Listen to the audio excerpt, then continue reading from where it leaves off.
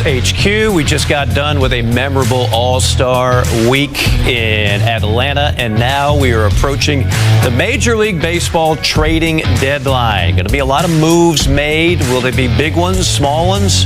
Here to help it all be figured out is R.J. Anderson. And R.J., you know, it's that time of year. There's always a bunch of conjecture. And really, so many of these decisions in the last couple weeks have been made for teams trying to figure out, are they going to be buyers or are they going to be sellers? So how pivotal, give me a team or two that it's been really pivotal for to decide whether or not they're ready to make a move to buy or to sell. Yeah, I think you have to focus on the Boston Red Sox. Remember, they entered this month under 500. They went through a bit of a tailspin after the Rafael Devers trade, and it was an open question as to whether they would continue buying or if they would actually begin a sell-off, maybe trade away Alex Bregman before he could opt out this winter, among other pieces. And they've answered with a resounding, we're going to be buyers. And I think there was internal and external pressure on them to right the ship. They certainly have. If you look at their record over the last 30 games, it's one of the best in Major League Baseball. They're in possession of that third and final wild card spot in the American League right now, and I think they're going to be aggressive, pursuing rotation help, and perhaps getting a first baseman. But yeah, I think the Red Sox have really solidified their position as a buyer over the last month or so. Just 5 games out in the AL East. How about some other buyers, some other teams we should be looking for to be aggressive? Yeah, I think you have to start with the Chicago Cubs. You know, they came into the with the best record in all of Major League Baseball, but they have the slimmest division lead because the Milwaukee Brewers just won't lose. So I think, as with the Red Sox, you're going to see the Cubs go after a third baseman and also a starting pitcher. You know, there are some interesting trade partners out there who could offer up both of those things. I don't know if that's quite on the Cubs' docket, but it's something to pursue. And then 2 other teams who I think really need to be aggressive at this deadline. Both reside in the National League West. We're talking about the San Francisco Giants and the San Diego Padres. They're both competing for that third and final wild card spot in the National League. I think it's going to be tough for both of them to make the playoffs. So this is a chance to separate themselves. You know, Buster Posey has made a lot of big moves in his first year running the ship in San Francisco. I think he's going to have to continue to do so. And then AJ Preller, it feels like every October, whenever the Padres are eliminated, I get texts from other front offices asking, is this it for Preller? Is he actually at the end of his leash in San Diego? If he wants to avoid people asking that question this fall, he needs to make a deep playoff run. This is his opportunity to add some offense and separate himself from the pack. Yeah, the Padres have certainly invested a lot of money in some key players where they expect to be making a deep run in the postseason. No fan base, no team, no front office goes into the year hoping that come July 20th, hey, we're going to be sellers. But that is the reality. Sometimes you just have to cut bait and start building for the future. Who are some of the teams that might be looking to deal some veteran players? Yeah, I have to start with the Arizona Diamondbacks. You know, between underperformance and injuries, they find themselves in this position that they didn't expect to find themselves in, and that's potentially running the trade deadline as a seller. They have a lot of impending free agents. You know, they have arguably 2 of the top 3 or 4 bats available, and Eugenio Suarez and Josh Naylor. There's also Zach Gallen, Merrill Kelly. I can just keep ticking off names here. They have a lot of impending free agents who would make sense to at least listen to offers, probably move several of them. And, you know, once you get past the Diamondbacks, I think you have to talk about teams like the Pittsburgh Pirates and the Miami Marlins. Pirates, they have to find their version of the Trevor Rogers trade. That was the deal the Marlins made last deadline, where they sent Rogers to Baltimore for Connor Norby and Kyle Stowers, who just made the All-Star game. You know, Pittsburgh really needs offense. They have an abundance of starting pitching depth, including Bubba Chandler, one of the top prospects in all of baseball. He'll debut later this season. They need to find offense, though, and they're certainly not going to pay for it. So the best route forward for them is to make a good trade over the next 11 days, whether that involves Mitch Keller, Brian Reynolds, Brian Hayes, David Bednar, whomever. They need to find offense, though.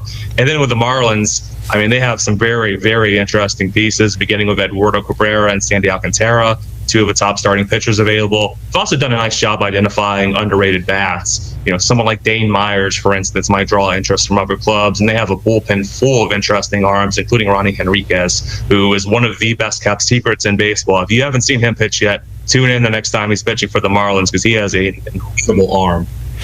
Speaking of arms, find me a team that's contending that doesn't want another quality arm, and I will show you a unicorn. So we know the demand is always there. What about the supply? Who are some of the arms out there that could be on the block? Yeah, let's start with Mitch Keller. I just mentioned him in relation to the Pirates, he is really interesting. I think he's probably going to be the top pitcher moved.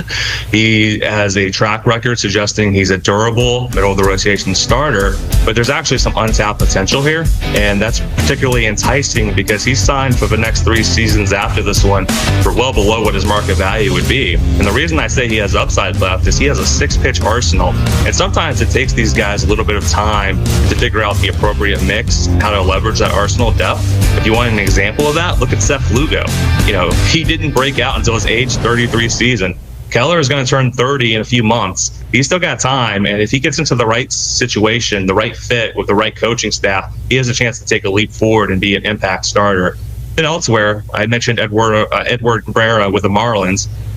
Again, very lively arm, doesn't have Keller's record of durability, record of command. However, good stuff. Team control remaining. If he gets into the right system, he too could take a step forward. Then let's round it out with Merrill Kelly. He's not as flashy as the other two. He doesn't have years of team control remaining. There's not going to be a long tail on his value addition to a team. However, all he does is get outs. All he does is have good season after good season. And if the Diamondbacks move him, I think he's going to be of particular interest to a lot of these contenders who are looking for a playoff-tested veteran who can slot into the Game 3 starting position, or maybe even Game 2, depending on the rotation. We know pitching wins in the postseason, but certainly there are teams that would love another good bat to help combat that postseason pitching. Who are some of the hitters out there that might be in high demand and on the move? Yeah, I mentioned with the Diamondbacks, they have Suarez and Naylor. They're corner infielders. Both are impending free agents, but they're two of the few middle-of-the-order style hitters who are going to be available this deadline. Suarez has already cleared the 30 homer mark. He's probably going to hit at least 40. Naylor, always been viewed as a platoon option, but there's just not a lot of great first basemen available this deadline. I think they're both going to get moved, and I think whatever team gets them, or whatever teams get them, will slot them into the middle of their lineup and be happy about it. And then I'll throw out a different name, Colorado Rockies third baseman Ryan McMahon.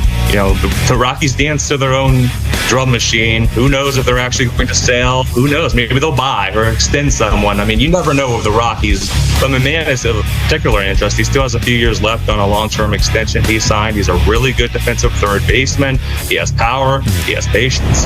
His strikeout rate is a little high. I would like to see him with another organization that doesn't play their home games in Coors Field, because there's a bit of a hangover effect. The way Coors Field manipulates and affects breaking balls can make it difficult for hitters to adjust when they go on the road. So I'd like to see him elsewhere, see what his bat looks like outside of Coors Field, as funny as that sounds. But he's a reliable 90 plus OPS plus guy who brings a good glove, provides power, and again, he has a few years of control remaining. So if the Rockies actually do sell, I think he's going to be a very intriguing option for clubs looking for a third baseman.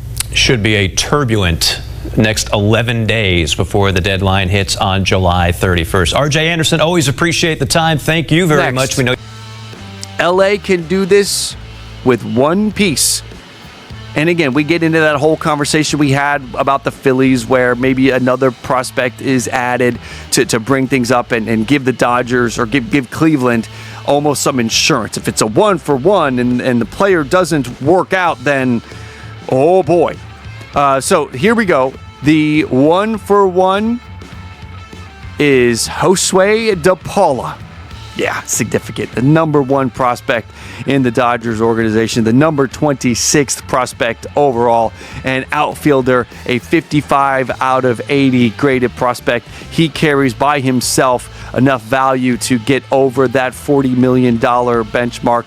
This feels like one where we're adding another piece in. Again, all of these 1-for-1s do, but again, we're sort of identifying just how significant De Paula is and how significant Aiden Miller was, that you could get this done with one piece. One more team to go.